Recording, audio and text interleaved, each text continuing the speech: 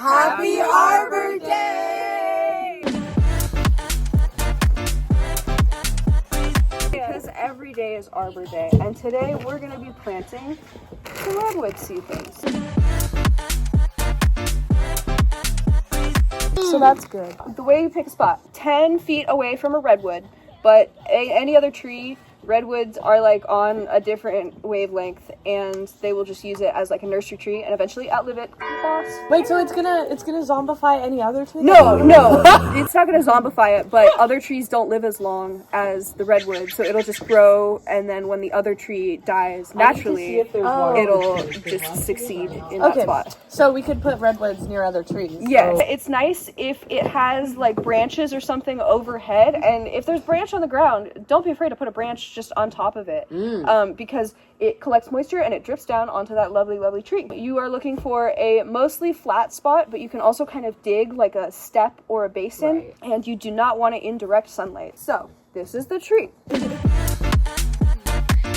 This part of the tree, this little bloop right before the first branches, is where the tree breathes. So you do not want that covered with dirt. You just get it, you open a little pocket and you slip it in. You want to give it like a little tug, and if it comes right out, you gotta pack the dirt in more. And then once it's in there, you put a little flag. Here's the roll of flags.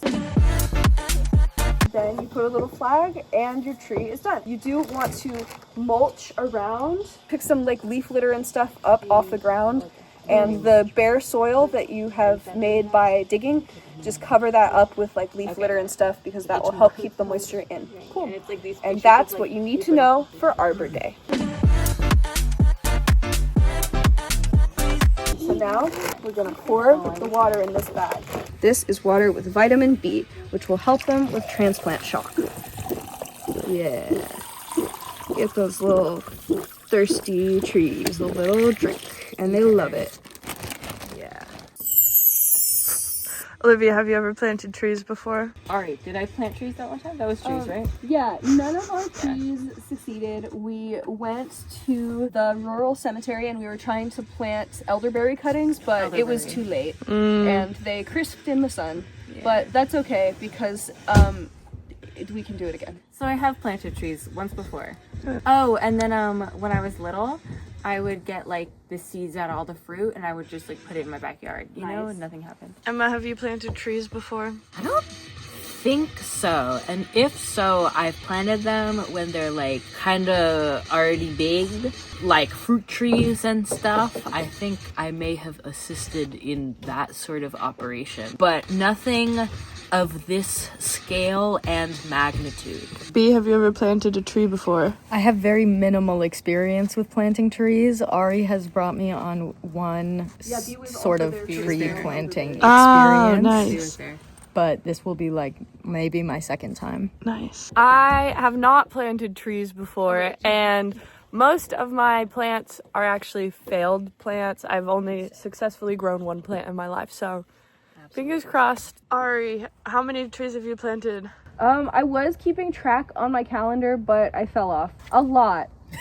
This season definitely like at least quintupled the amount of trees I've planted before. I'd say I average about 50 trees each time I go. I would say I have planted more than 300 this year.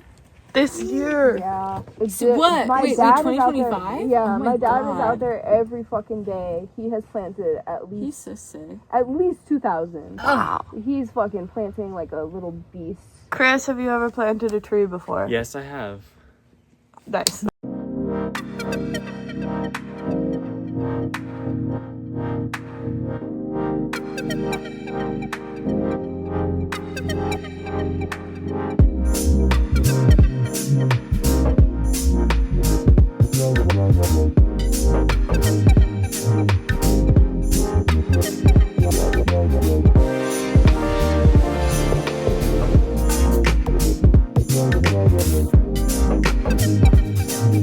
Just say, hey guys, we're in the woods. Hey guys, we're in the woods. Hey, yeah. Sorry, you can also say it. So we've made it to the woods.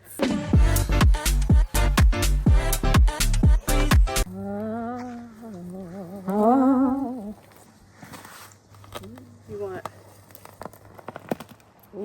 size little pocket. That looks like a good pocket. So Put this little bad boy in here, and we're gonna say, there you go. Good night. Good morning. Yeah, make sure it has its little breathing thing out. His throat to see. Yes. Trying to make a little bit of a ledge on the sloping Ready with you. and so you can, pine cone is a great thing to put next to it, a piece of bark. Yeah. You're kind of making like a still life. Yeah, you are. It feels very Andy Goldsworthy. Yes! Put a little bit of this. Yeah. And a flag. Flag unboxing. No littering. On the ground. It's dangling. And we take our rubber band off the flag. And we take the other rubber band off. These are just real stuck together. Oh my god. They don't want you to win. But I did. Flagged. There it is, our first tree.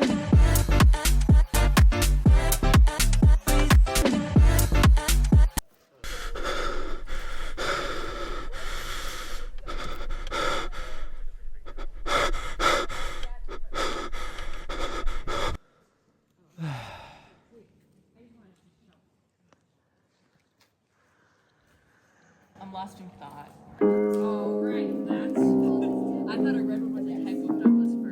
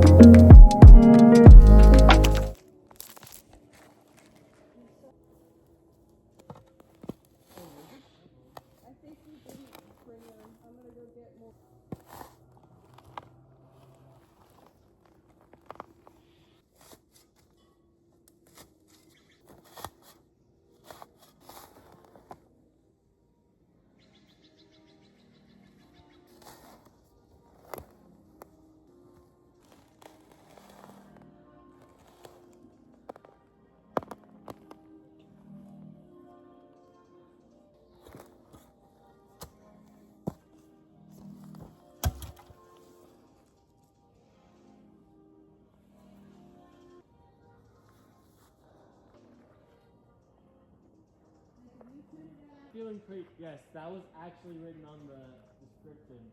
Okay. Yeah, uplifting. I'm also chilling. Like it's there, but it's not over. It's a present.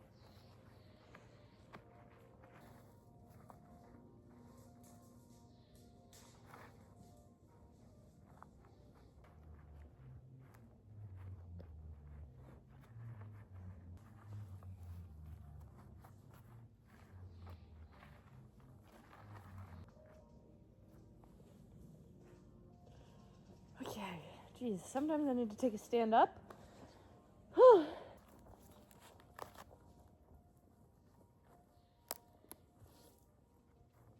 There's not enough shovels.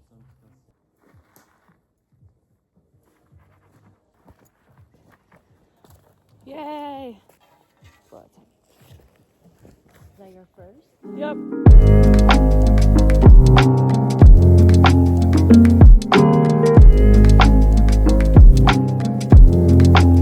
Oh.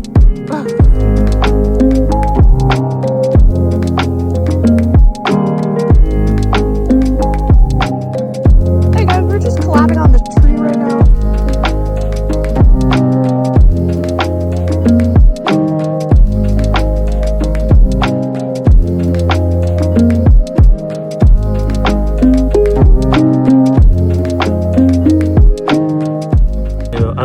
There's not enough shovels, so I'm just using the flag thing, and I'm like just gonna hold that way. And it's like it's working kind of. Like we're actually making. You see, we're breaking some ground here. We're actually like breaking ground. I think it'll be fine. You're doing great. What is it? Touched it. It's right here. How big is it? It's like bigger. Where? Don't make me bring my finger close I do to not it. see it. Is it this fuzzy thing? Yeah. Yeah, there it is. Oh, yeah, right here. It's It's like like a grub. It's a grub. We get these at the sandbox at preschool, but they're itty bitty. I'll put What are those? I don't know. I don't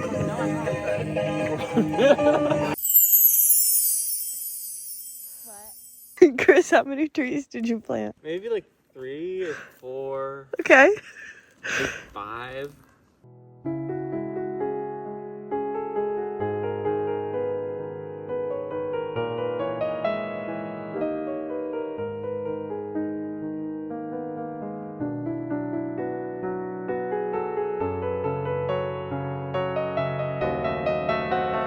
Okay, listen, the problem with good versus evil. There's decay in everything. There's rot in everything. And is it really decay and rot? No, that's how do we deal with this if there's decay and rot in everything? The worm loves the decay, and the rust loves the rot. So it's like, and like think of like if you were a mealy maggot, it'd be great. Or if you were like a star waiting to be born, eruptions happening in space, like these would all be good things. But as humans, they're not good things, and that's just something that we have to deal with.